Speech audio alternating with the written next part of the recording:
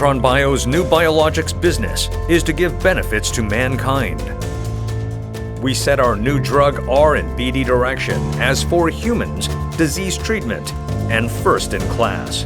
By developing endolysin technology-based new biologics for treating superbacteria, we have successfully completed human clinical trial with endolysin new biologics.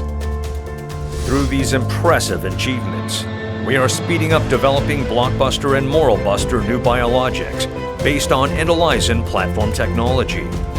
iNtRON Bio is not only targeting anti-infective market, such as drugs for antibiotics-resistant bacteria, multi-drug resistant tuberculosis drugs, and antifungal drugs, but also into R&D for other new biologics, such as developing anti-cancer drugs, botulinum toxin alternatives, and treatments for acute radiation syndrome.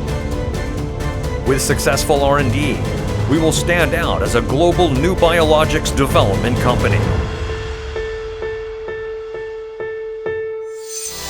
For the vision of Global R&D Group and having the motto of "Only passion makes me free," we will build a global biotechnology company that builds happiness of mankind and creates infinite company value.